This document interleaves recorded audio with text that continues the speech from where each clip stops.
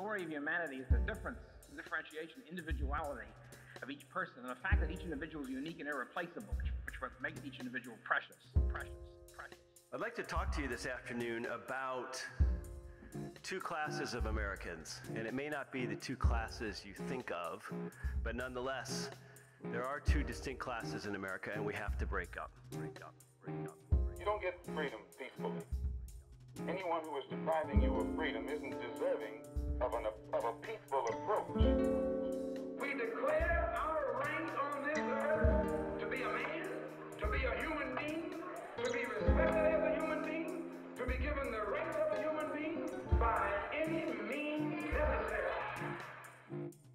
Welcome to the Unrestrained Thoughts Podcast, a Utah-based program that focuses on ideas, politics, culture, and the current events going on in the world around us, whether locally or globally. I'm your host, David Iglesias.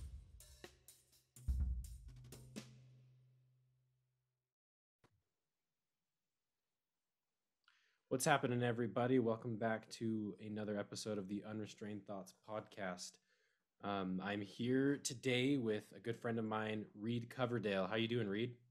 I'm doing well, David. How are you? I'm doing good. Thanks, man. So Reed is Reed's really cool. He has his own show called The Naturalist Capitalist. For those who probably already saw that I was part of a stream he did with some other people, including Scott Horton. Before that, Reed has been in Utah you've been here since 2019, is that right? Let's see, June of 2020. 2020. Okay. So yeah, and then we met at a Florida event and then just kind of been hanging out whenever you're in town because you're a trucker. So you want to tell people a little bit about what you do, what your life is like on the road and what you haul around? Sure. So yeah, I moved out here to Utah from New Hampshire in June of 2020. I left New Hampshire before all the craziness of COVID set in. It was actually while I was traveling doing job interviews because I had several interviews lined up for heavy haul truck driving jobs, and they all fell through the floor when COVID hit the scene. And I took a couple months off, and then the job in Utah opened up, so I took it and I moved out here, and I just move oversized loads. 99% of it is heavy equipment. We'll occasionally just move something that's big that isn't a piece of equipment, but it's almost always heavy equipment. And I take it to different job sites, different dealerships, different mines. I go to the ports in California sometimes, pick stuff up, bring it all the way here. This week I just went to Kansas, just bringing a drill rig over there.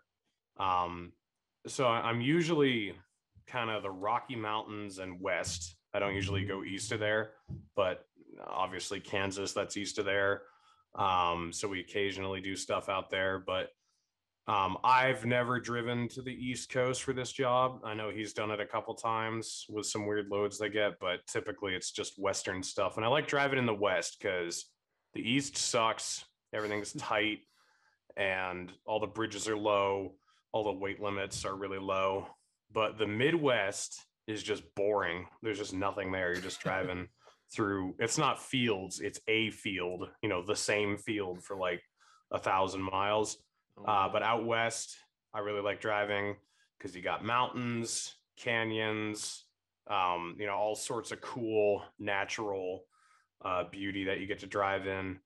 But the roads are made for heavy hauling. The bridges are taller, the weight limits are higher, and the permitting is just easier. Ironically, I'm moving back east in a few months, but I do really love the job I do. I'm not leaving because I don't like Utah or don't like my job. It's because I see an opportunity to make a difference politically back where I'm from. But I really do love driving out here and moving the big stuff out here. It's quite a job.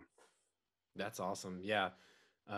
So it sounds like maybe a lot of the stuff you do, it doesn't limit itself to one industry. You're just hauling big equipment for whatever industry. It's just, as long as it's big, heavy stuff, that's what you're doing, right? Yeah. So, I mean, Most of it is like excavators, bulldozers, Okay. off-road dump trucks, things like that. But sometimes it's something weird, like the Kennecott mine here in Salt Lake City, largest open pit mine in the world. They were retiring a bunch of dump trucks, like the big mining dump trucks, and they were moving them up to Canada. And so they'd take them all the way apart, take all the wheels off, take the bed off, take the cab off, and just get it down to the smallest pieces possible. But the dump beds are so big that they had to cut them into 3 pieces, so they could ship them to Canada. But we were shipping them from the mine to the Caterpillar, the Caterpillar dealership, which was like I don't know, a 20-mile drive or something. So these things were 16 feet tall on the trailer, and they were about 28 feet wide. And so the state highway patrol came and just shut the whole road down, and you just drive right down the middle of the road. And, you have pilot cars as you're going around the corner. They tell you if you're going to hit the traffic lights or not or anything. And so there's that type of weird stuff that you run into. We have trailers, overall length with the big trailers. I'm like 116 feet long. I've hauled up to gross weight 240,000 pounds. So yeah, just really big, oversized specialty stuff. We don't typically do legal size loads. It's usually always oversized. Okay, sweet. Well, that's cool. Yeah, I mean, I think usually people when they imagine truck drivers are thinking like, goods that you deal with every day, but yours is a lot bigger. I'd be a fool if I didn't bring up. So we're talking about how you're a trucker. It'd be criminal if I didn't ask you about, what was the because there's the whole trucker strike or the whole trucker rally that was, trying to imitate what was going on in Canada, or it inspired them to do it here. You were actually over in DC, not for that, but you happened to be there at the same time. What was that like? So I don't know a ton about it aside from what I saw, because it's really hard to find anything out about it. Like, it's not being reported on. But where I went was, I forget the name of the town now, but it was in Maryland, like, I don't know, 70 or maybe, yeah, 50, somewhere between like 50 and 70 miles away from DC. And at the time, they had decided to congregate there instead of in DC because there were National Guard vehicles and FBI personnel everywhere. And they were afraid they'd get sabotaged if they went into DC. So where I went, I'd say there were between like 50 and 100 trucks, probably around 1,000 people, something like that.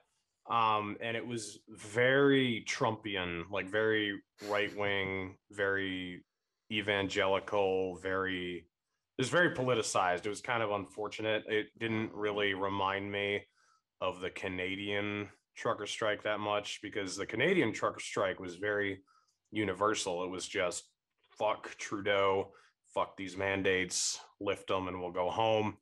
This was like, if you were a left winger who was against mandates, I don't think you really feel that welcome here. There were some speakers who sounded good. They were pretty universal, but the overtone was definitely Trump 2024, vote Republican,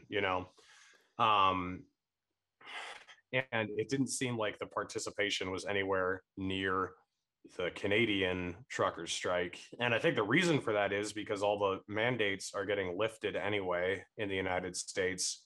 And even if they hadn't, like 2 months ago, a month to 2 months ago, when all this was taking place in Canada, everything in Canada was much stricter than it was here.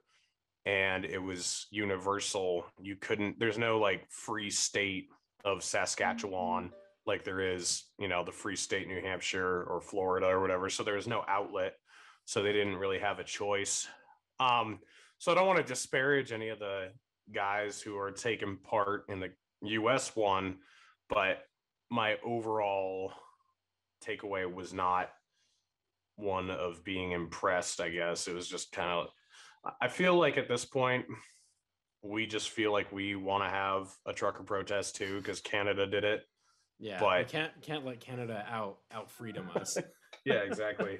So I don't know. I mean, I don't even know what's still going on there, honestly. Like I've seen a couple people post something on Twitter. They were circling DC, I think, but as far as I know, they haven't gone into DC and haven't shut anything down. But I don't think people are really paying attention to it like they were the one up in Canada.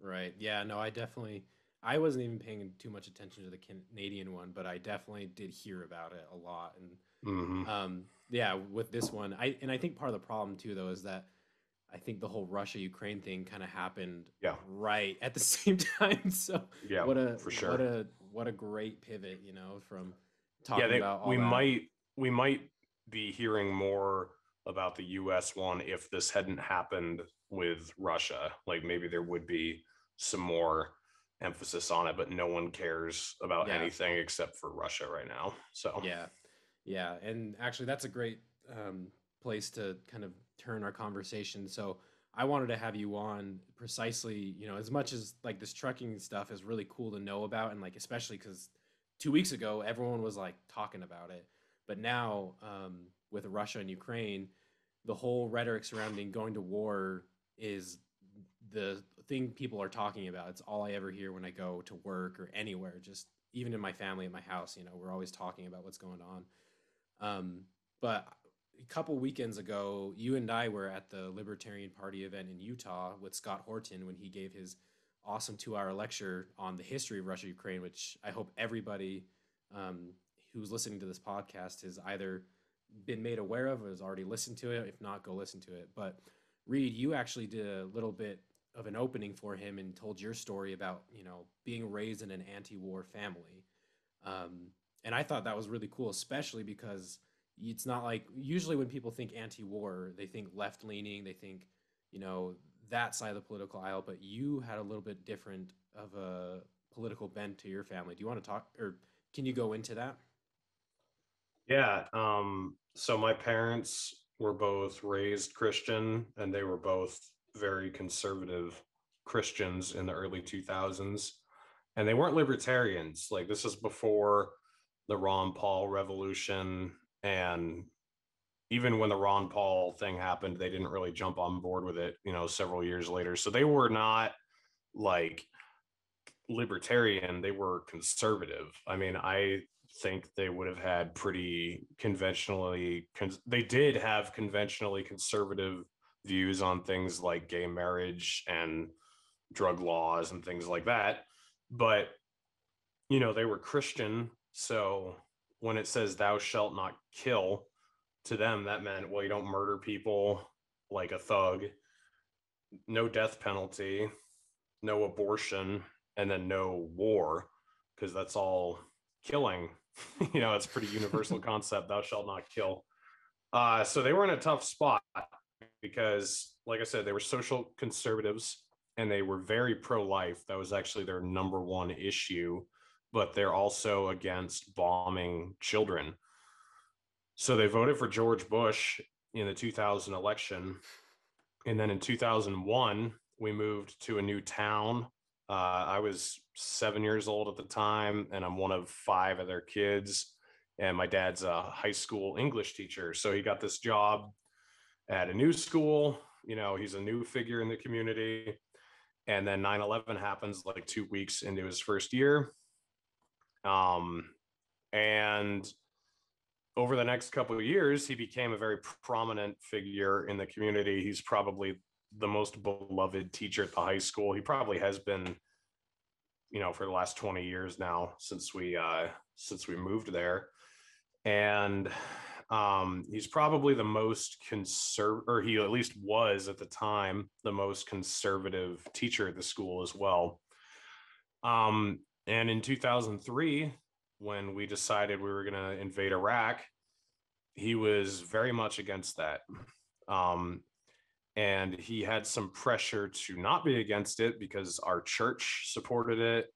Most of our extended family that lived in New Hampshire supported it. My uncle was in the National Guard and deployed to Iraq. There's a lot of people in the community who were friends with my parents who supported the war. And it was funny, the people who were against the war weren't politically or religiously aligned with my parents at all. Like, I remember this one woman who was like a super liberal atheist woman who was really proud of my dad for standing against the war, but they had nothing in common, politically or religiously or whatever. And in 2003, I forget what month the invasion started in 2003. Do you remember? I should, because I was just looking into this stuff like 6 months ago, but I can't remember off the top of my head. I just remember it was cold and we were standing on the side of the road with signs that we'd made from cardboard that just said, no war in Iraq, bombs kill children, blood is thicker than oil. Like he'd just come up with like 5 or 6 different slogans and we were all holding them. And this was pretty radical for a conservative teacher to do. And I remember this talk show host, he was driving by and he saw this and he figured, oh, this guy must be some liberal whack job or whatever. So he pulls over and he starts talking to my dad. He finds out, oh, you're an English teacher. So, the identity politics ringing even harder, like, oh, English teacher against the war. I see where this is going. Super typical. So he invited him on the show. My dad said, sure. And so he called in on the phone. I think it was the next morning. And I was just sitting in the living room listening to the radio broadcast. And the guy brings him on, and you could tell by the questions he starts asking him, he's trying to set him up to look like a liberal goofball. So he's like, so, Mr. Coverdale, do you think we should even have a standing military? Do you think we should defend ourselves as a country? And my dad was like, of course. But, I think he did point out, like, this war didn't make any sense, first of all, because it didn't strategically align with what had happened on 9/11. But then he also said, even if it had, an invasion is just going to kill a bunch of innocent people.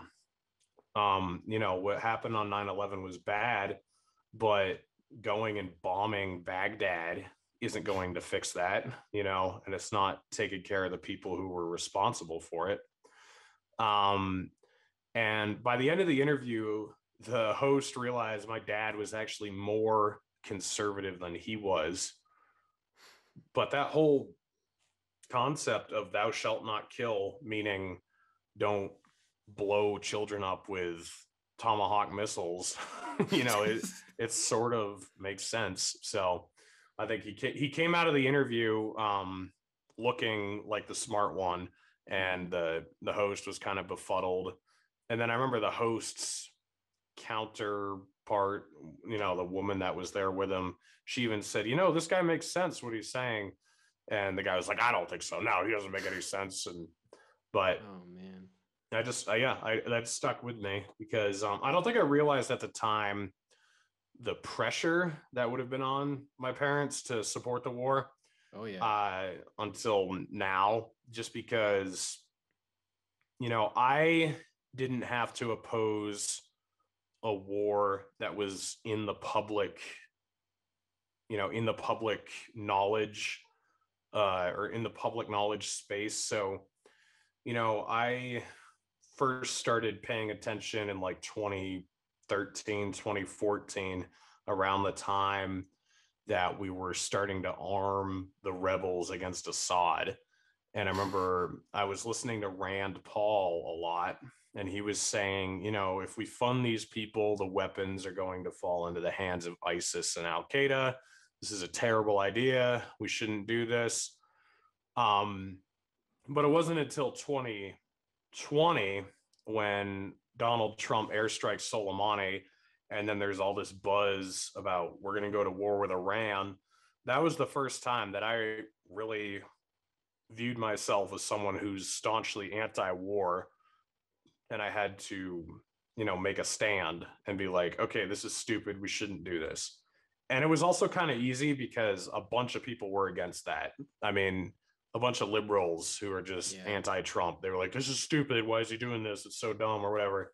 It's not like the war in 2003. That was much more bipartisan and there was a lot more propaganda supporting it. It's a lot more similar to where we are right now with what's going on in Ukraine.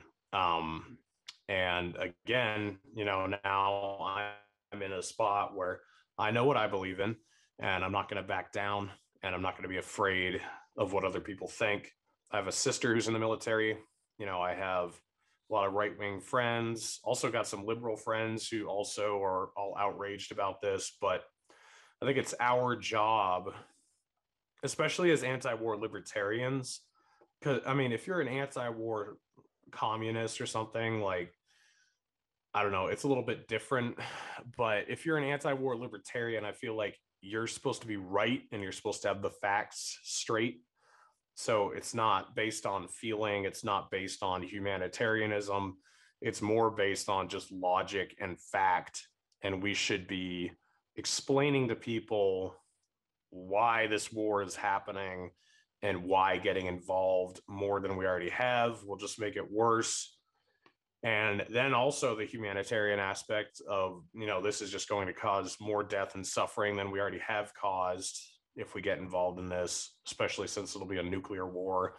But yeah, I think we should take my dad's example and be against war when it matters, because now it's easy to be against the war in Iraq. It was 20 years ago that it started.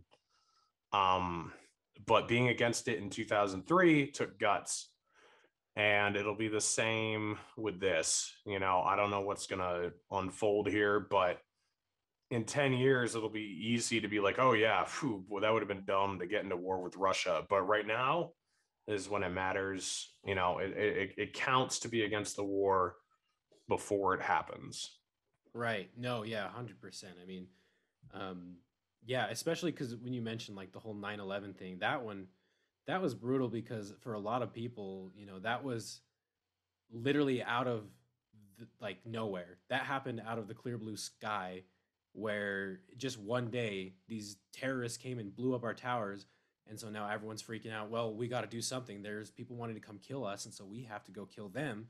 And there's it's a lot easier to make that case of like, well, yeah, we were aggressed against. It's time to go fight them. Whereas right now, it's not really our fight. This is a NATO kind of conflict, which is stupid that we even have to be roped in. But no, I think you're right on, about the whole purpose of being anti-war. And it's funny because most people, obviously no one's going to come out and say they're pro-war. Everyone would say, well, yeah, I think war is bad. But I think the significance of being anti-war, when you actually label yourself that and you take a stand, on that principle, it means that you are not just saying, yeah, war is bad. You are actively engaging in this argument, this conflict of like, look, I understand that there might be a good case, and I would even argue that it's not even a good case, but for most normal people or unaware people, sure, that you can hear an argument that we should go do this. But to be actively anti-war is to understand the full context and the ramifications too. I mean, I don't think people realize besides the death and the destruction, you can look at images of these countries that the US has bombed and just completely decimated, and just see what the actual physical effects are. But a lot of people don't realize, how it affects us here at home economically. They don't realize the long-term damage that even ideologically, I mean, it completely shifts where people are at. I know that, this is kind of a dividing line for maybe a lot of people who were huge Trump fans, because when Trump was in office, he rhetorically was like, oh yeah, we've got to end the wars, bring troops home. He still was supporting the ongoing conflicts we had. He didn't start a new war, which is great. But now where actually there is a really, really high stakes situation, being anti-war is one of I would say the most important thing going on right now. And it's interesting because I feel like there's a different type of anti-war movement right now. Because when most people think of those types of political beliefs on being against war, a lot of people imagine like the 60s and 70s, right, during the Vietnam War. And my grandpa, he wasn't in Vietnam, but he was drafted during that time, and he served in South Korea. And he tells me about how people spat on him and like treated him like shit. And he was drafted. But now I feel like the movement today, at least the movement we're a part of, and I only hear from, is more from a libertarian and a right wing perspective, which is, as you were explaining, is so important, coming from the conservatives or from right leaning people on the political spectrum. Just because normally the stereotype is Democrats are against war and Republicans are for war. But I mean, I think anyone who really does their history and looks into it will find out that there's not really a pro-war and anti-war party. They're kind of all just pro-war. That's like one of the things that they get together and promote the most is going into conflicts overseas. What do you see it any different, or how do you see the movement today as opposed to maybe the old school anti-war movement?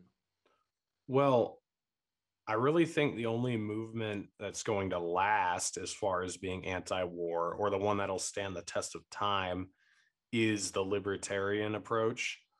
Because I think you're right, there is a vein of the right wing that is anti-war. And I wouldn't say it's the Trump wing, because like you pointed out, he was an anti-war, and not just in practice, but also in rhetoric. It was, we're going to bomb the shit out of them. We're going to kill the terrorist families.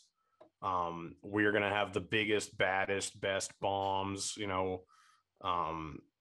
He ended up governing a little bit better than his rhetoric, arguably even, like his rhetoric was pretty bad. I mean, he did drop more bombs than Obama did. So I don't know. That whole Trump thing is just weird. But I think his supporters are not much more anti-war than he is. I think they're against a certain type of war. I think they're against like the war in Iraq.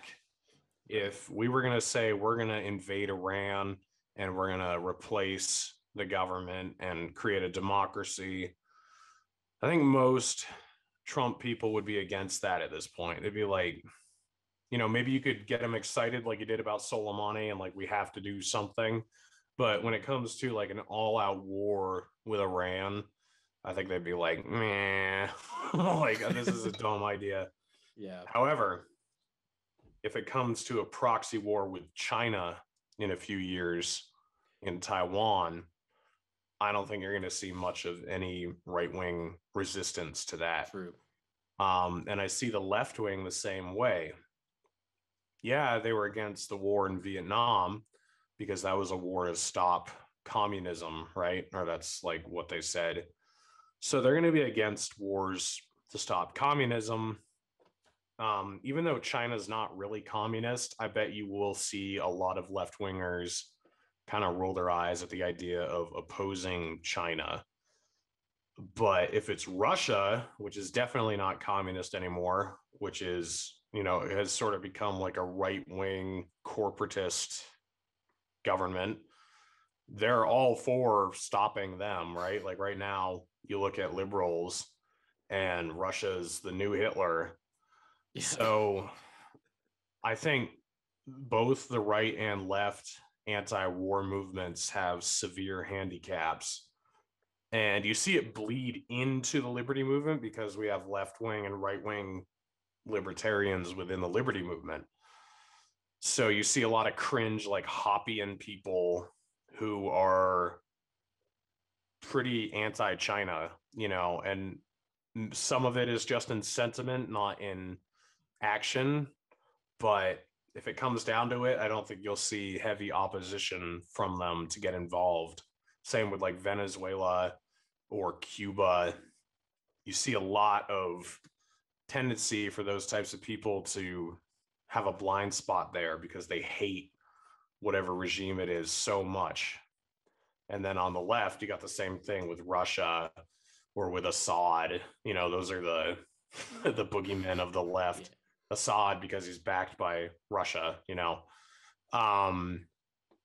So I don't know. I think the libertarian movement is the only one that is going to last. And I think you can make arguments from a left wing or a right wing stance.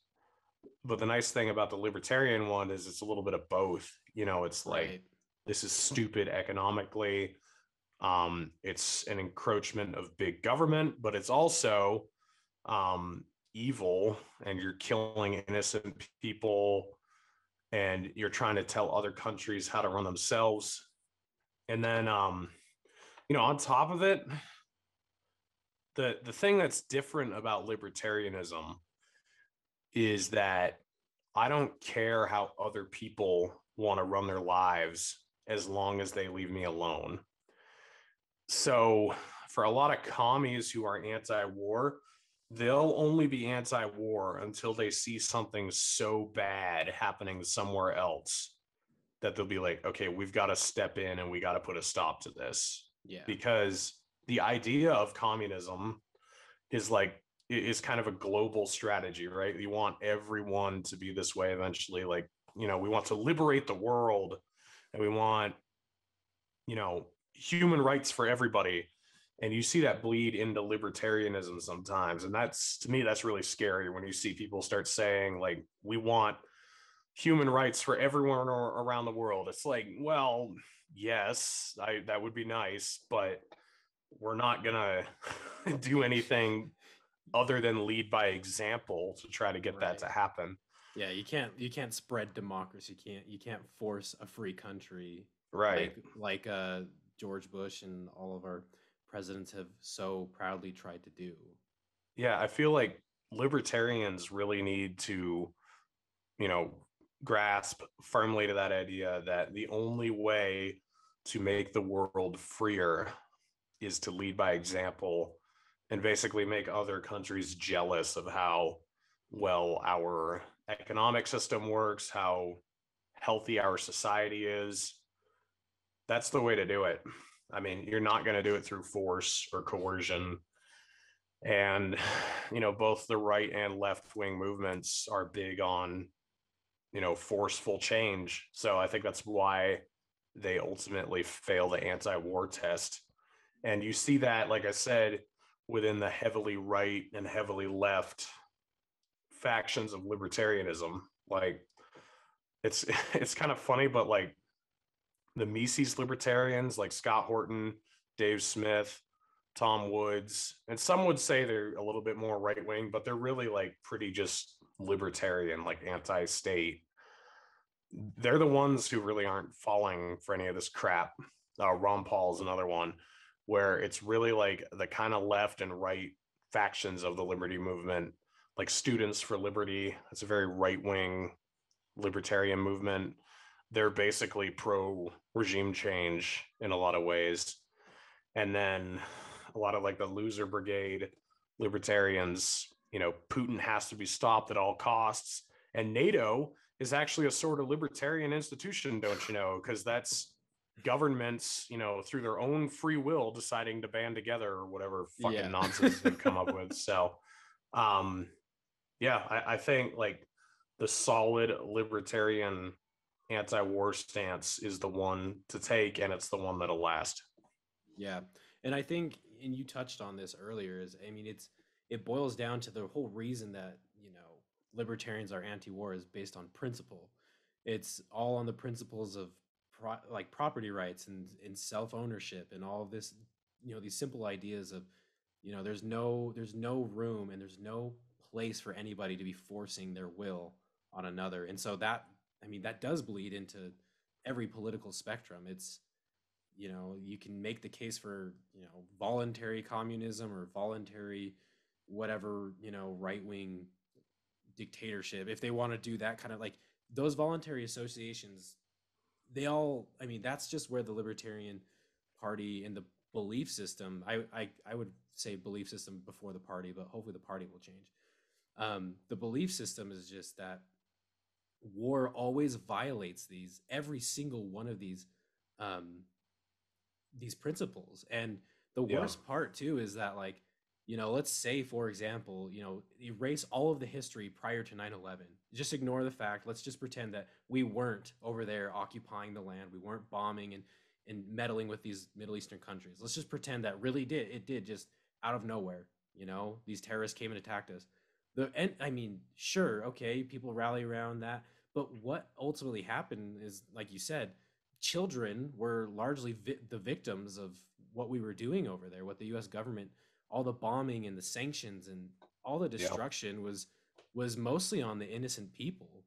And then the propaganda was always, they would do everything to make it sound like, okay, well, even though they weren't identified, targets like terrorists, because they're a certain gender or an age group, they get lumped into this category of, oh well, they're a potential terrorist or potential target. All these lies and even just the like outright lies of throwing babies out of incubators and giving your soldiers Viagra to go on massive rape campaigns, like just the Mhm. craziest shit that people don't realize is just it's just bullshit. That's all it is. And it's so crazy that right now with the whole Russia Ukraine situation, literally it is propaganda full force, and in active time we're actually seeing things get debunked. I mean, people are falling for it left and right. All these like stories of heroism or just outright. I mean, someone I know, they're from Germany, and I guess this person was hearing reports from their news sources that these Russians are raping women, and I'm like, that sounds very familiar to old stories that ended up not being Mhm. true to justify going into war and doing all these things that people don't realize. That's the saddest part, and I think the most aggravating part about being anti-war is you understand the lies, you understand the deception that goes on in the corporate press, in all the political speeches, all of the political elites that come up and speak in front of everybody. It's all just manipulation, and it's twisted in a way that makes you feel good. Like you said, it's all about feelings and emotion. And even especially, it's hilarious too, because the right wing is all about facts, not feelings.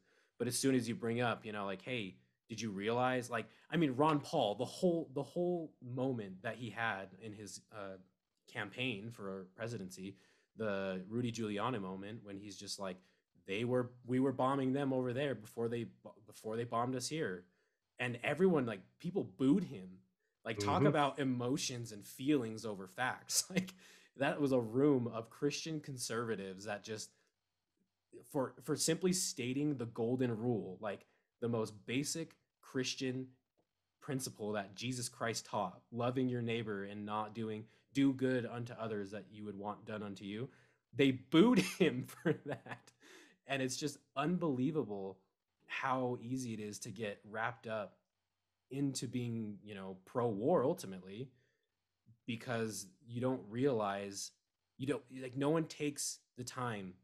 And I can understand, why, because I didn't understand this stuff for a long time. It's only been in the last year or two since I came across Scott Horton and did my research, and I still don't know even a fraction of what's really happening, but I know enough to realize that every single war that comes on, like your dad and like you and all the other anti-war voices, they realize that, hey, we've got to really think rationally. We've got to take a second, let the steam blow over, and realize, hey, we might be getting roped into something that is the consequences and the results of what our reaction will be 10 times worse than what happened. I mean, 9/11 was just heartbreaking and an awful terrorist event.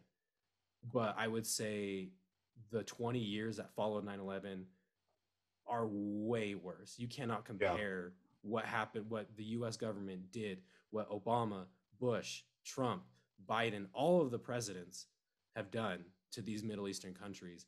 And then it's funny because people don't realize the complete hypocrisy when Russia invades Ukraine, and then you hear Joe Biden or Mitt Romney or George Bush and Condoleezza Rice claim how wrong it is for them to invade a sovereign nation, when these are the people that conducted the most invasions overseas, when they conducted the worst campaigns against, sovereign nations.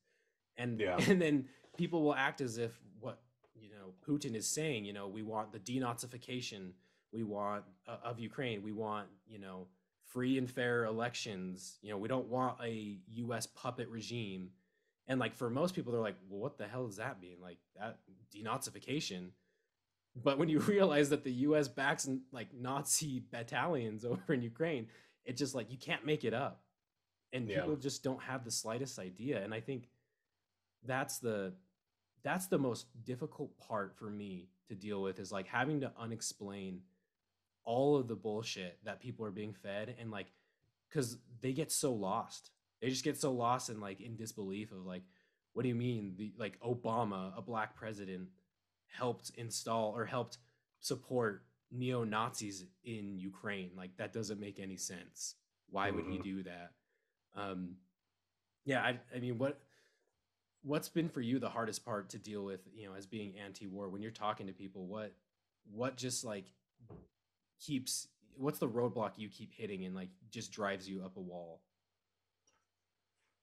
Yeah, it's what you're describing with, well, what are we gonna do? Nothing? Or, and it's like, well, no, but we could, well, actually, yes, we should do nothing, but that's not what we've been doing. We've been, we created ISIS basically, and then we used ISIS and Al Qaeda, gave them more weapons to fight against Assad.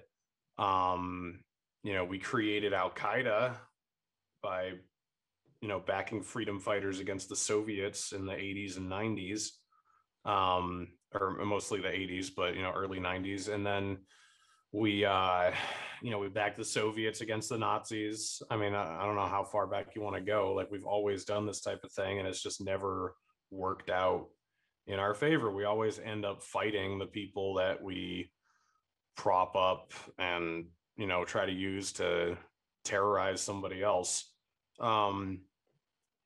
And the thing is, like, if you actually hate, I remember Rand Paul made this point. If we want to defeat ISIS, we should stop giving them weapons. It's a pretty, like, even if you're not on the same page as us, like being against the war on terrorism, if you want to fight a war on terrorism, at least stop giving the terrorists weapons. Like that'd be a good first step. And yeah, like you're right. I mean, these countries do suck anyways. Like Iraq under Saddam Hussein, I would not want to live there. And I don't think I'd want to live in Iran or, any of these countries in the Middle East. They suck, but we just make the problems worse. And I don't think we're actually there with the intent of solving any of these problems. I don't think it's really blowback and, carelessness or stupidity. I think it's maliciousness, like they're purposefully causing a lot of these problems so that we can just create quagmires and pump weapons into proxy wars forever, and make a certain few people very rich. Yeah, and maybe elaborate on that, because I'm imagining that maybe a few of my listeners aren't really aware of who they are, like, because we're not talking about the soldiers, we're not talking about, No. overwhelmingly it's not these people, the ones who volunteer and sign up because they're passionate about defending our freedoms. Who is it that's really you see as the they in this getting rich, and the ones that want these problems? Well, it's the weapons contractors, Raytheon, Halliburton, Boeing. They make a killing off all these wars. It's also the Israel lobby, AIPAC. The Iraq war was basically fought for Israel, and then Halliburton and Raytheon made a lot of profit off of it, especially Halliburton.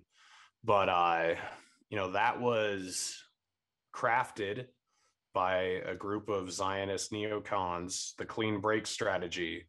With I'm going to forget all their names, but David Wormser, Douglas Fife, and there's like 4 other people who came up with this policy that they crafted. to benefit Israel. Like it wasn't United States interests at stake there at all. It was just, to prop up Israel. And like the blockade in Yemen, that doesn't directly benefit the United States in any way. That's to placate the Saudi government, because after we fought the war in Iraq, we accidentally left the Dawa party in charge, which is an Iranian sympathetic government. And then we also made the Iran nuclear deal. So the Saudis were all pissed, like, what the hell?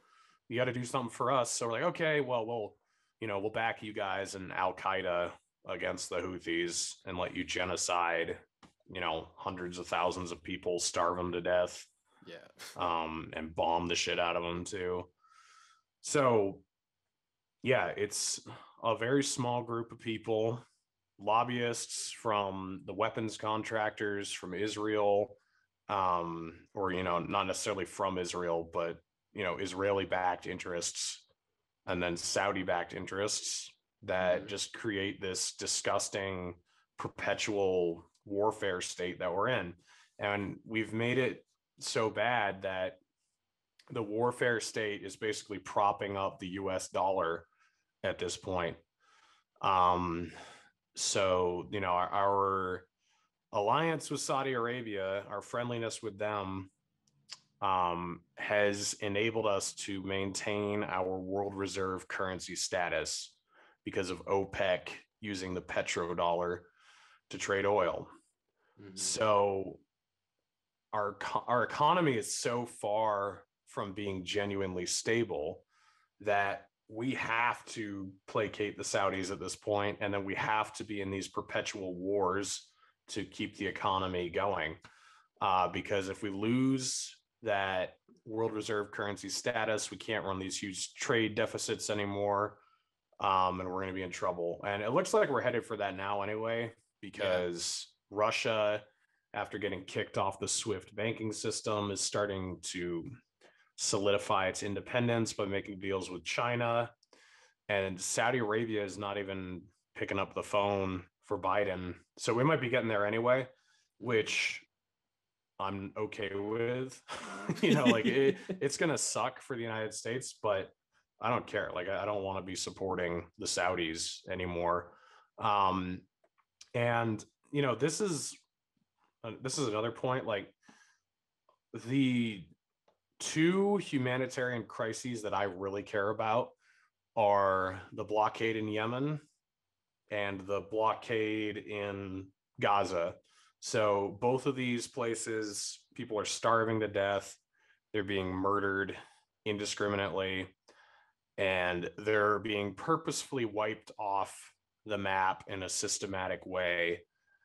And our government directly supports both of those efforts. So there's a little bit of mixed information on what's going on to the Uyghurs in China. Like, I've heard some stuff that the data has really been manipulated and there isn't really a genocide going on there. But even if there is, like, let's say there is a genocide of the Houthis, of the Uyghurs in China. And let's say Putin does actually start ethnically cleansing the Ukrainians, and that's bad, and I'm sad that that's going to happen. But in neither of those circumstances is our government directly supporting that effort. In fact, our government is actively opposing those efforts.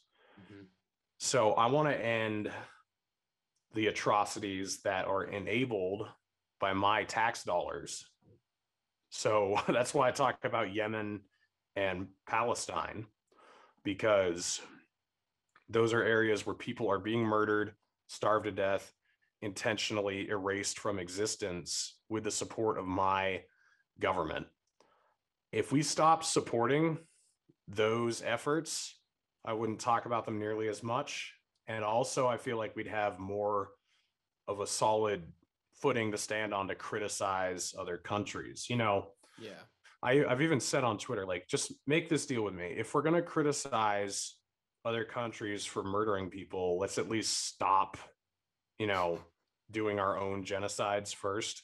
Like, let's completely pull out of supporting the Saudis, which, I'm assuming like Biden was supposed to end this a year ago. He was supposed to completely end all aid to Saudi Arabia in their conquest in Yemen.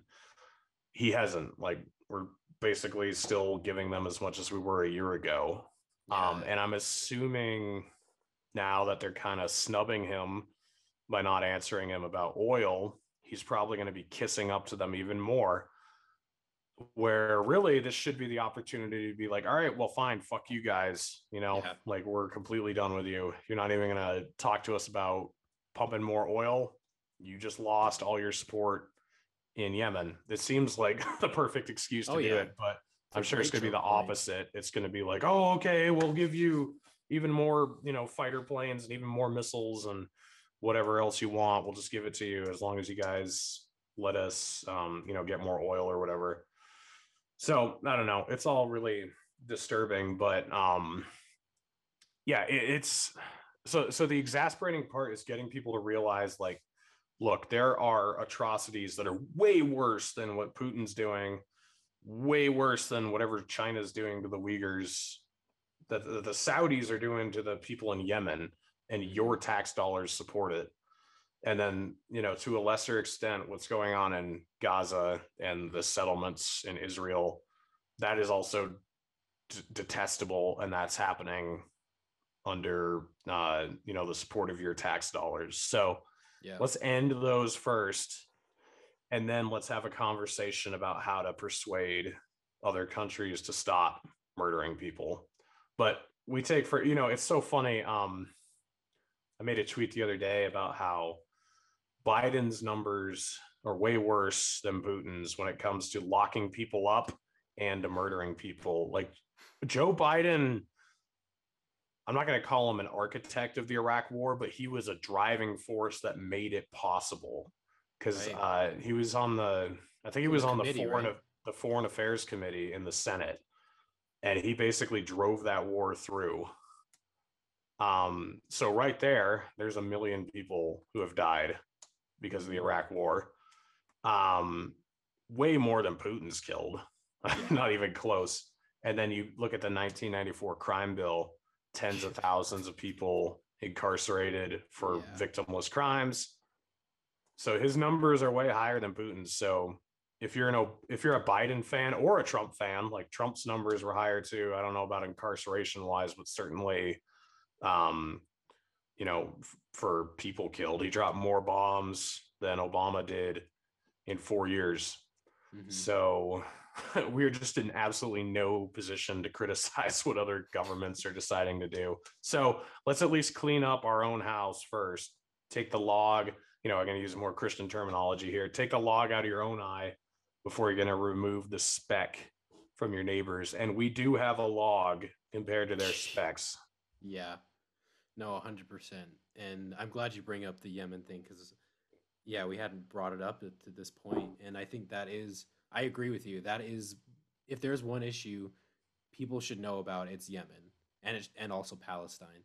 And it's funny, actually, because I do remember over the last few years, even before I was like into all this anti-war stuff and understanding geopolitics and foreign policy, I would see, like, occasionally on social media, for maybe a day, people would be cycling, maybe like, hey, did you know about the war in Yemen?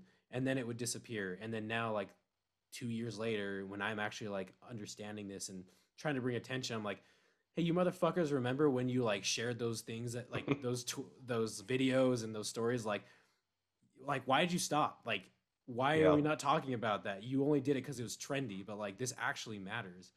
And I love that you point out, the alliance we have with Saudi Arabia and Israel and these countries that, like, it's such a blind spot for people. I mean, even just the other day, someone referred to me Ben Shapiro's most recent podcast on Biden and the oil situation, and how horrible and evil is it that Biden is looking to do deals with Venezuela and Iran to get oil. But then he leaves out that, we're also talking to Saudi Arabia. And he goes on this whole 1 hour podcast of like the Venezuelan government is just evil and they're making the people resort to eating their dogs out the street and they're starving and like all these things. I'm like, sure, yeah, no, it's legitimate criticism. No, it's all true, but yeah. But like, interesting that you don't mention Saudi Arabia. I wonder why. Like, and if anything, Saudi Arabia is the one that's doing the most reminiscent actions of Russia out of the three countries: Iran, Venezuela, and Saudi Arabia. Saudi Arabia is the only one that's actually actively slaughtering people on a daily basis, and then proceeding to blockade them, which for anyone who doesn't know just means preventing anything like basic goods and medicine from getting in. So then children and babies literally vomit to death and starve and die from basic diseases that any other first world country can treat, or any even third world country that can get medicine can treat. And it's, oh man, yeah, that's the thing that is so just sad to watch, is how the blind spots of the criticisms of how evil is Biden for doing this, but then completely ignoring every other thing that it doesn't matter the party. And I can't reiterate this enough of it doesn't matter Democrats or Republicans, like they both suck on war. They can be good maybe at one moment, like you were talking about, like on a certain thing or a certain aspect or a specific war, they could be good at it. But generally speaking, no. I mean, even the Democrats praised Trump when he dropped bombs on, was it Syria? Yeah. Yeah. So like he became presidential in that moment. So it doesn't matter the party. It just, that's what, and to me, that's the beauty of anti-war is it's not political. It's not partisan. It's just being against killing innocent people and destroying civilizations. And like you said, making sure that our own house is in order and that we're not supporting any of these horrible atrocities that always come back to bite us. I mean, that's the thing people don't realize is a lot of all the terrorist attacks and stuff that happen, 9 times out of 10, they're related back to the things that us or our allies are doing over in the Middle East. So it's an important work that I think you and many of the others in the anti-war movement are doing. So I want to be respectful of your time. I want to wrap up here, but I want to ask, who would you recommend for my listeners to go listen to as far as understanding, anti-war, but also like to understand the true history and the real context of these things? Like, who can they go listen to understand the Middle East? Who can they go listen to understand the whole Israeli-Palestine thing? Like, who are some of the guys you would suggest? Excuse me. Yeah, I would obviously recommend Scott Horton. He's great. Read his book, Enough Already, Time to End the War on Terrorism. That's just a very reader-friendly outline of everything that has led to where we are now as far as the war on terrorism goes. When it comes to like Middle Eastern geopolitics, Adam Fitzgerald is a very good source. He's someone I've had on my show a couple times. He really understands that very, very well. If you're looking specifically into the Israeli-Palestinian conflict and the connections to the United States government, and you want to go down some rabbit holes, definitely check out Ryan Dawson at the Anti-Neocon Report. He's someone I have on my show pretty often. And watch my show. I mean, I talk about this type of stuff and I have them on to talk about it. But also just, check out antiwar.com, the Libertarian Institute. Pete Quinones is really good on a lot of this stuff. He talks about China and Russia and, the warmongering tendencies that everyone has and why they shouldn't. But yeah, I would start with that. The Ron Paul Institute is another good one. Daniel McAdams is a pioneer in this stuff. I mean, he was Ron Paul's foreign policy director or whatever. So definitely go check them out. And then also for a good left-wing source, I would check out the Empire Files, Abby Martin. She runs that and she's very good on a ton of this stuff. But yeah, those are the sources I would check out. And I don't know. I mean, you can go listen to the mainstream if you want to, but you'll get that anywhere. Like, I mean, I know you're supposed to have a balanced approach, but you get that in general anyway. Like, you get that from everybody except Tucker Carlson. If you want the pro-war narrative, just log into Facebook and you'll get it. So those are the ones I'd suggest, though. Okay. Yeah. And I think all those are the guys that I usually listen to.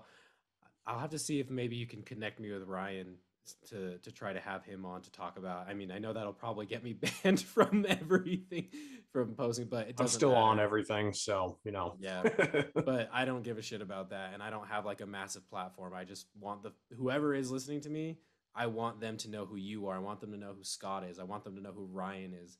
All these important names that talk about why you should be anti-war, why you should oppose all of these things that your government is doing regardless of party. So before I have you plug away, is there any last points or anything you want to add, anything that you want to inform people of or share? Sure. So in Syria we supported Al-Qaeda and ISIS against Assad, but some of like the Al-Qaeda members that we were supporting were the exact same people we had been fighting in Iraq just like 2 years earlier. So Islamic extremists are okay as long as we're supporting them. And then in Ukraine, we've supported the Svoboda Party, the Stepa Bandera group, the Azov Battalion, and these are literal Nazis. Like they're not like Chris Cantwell basement dwelling dumbasses. They're like hardcore ultra nationalist anti-Semitic groups that are descendants of people who were in the SS and people who organized militias to round up Jews, execute Jews in Ukraine, and fight for the Nazis in World War II. But we supported them in 2014, and we continue to support them because they're our Nazis. So, like, the United States government tries to frame this as though this is like radical Islamism trying to take over the world, even though you've got Saudi Arabia and Israel whose goals are practically aligned, even though they're Jewish and Muslim, which you're supposed to think are just like, just ideological enemies. Can't coexist. And then we're, in Europe, we're supposed to think it's democracy against fascism when you're supporting literal Nazis, like the bad guys. Nazis being the bad guys is a pretty easy universal approach, but we don't even think that. So we'll use ISIS and we'll use Nazis when we want to.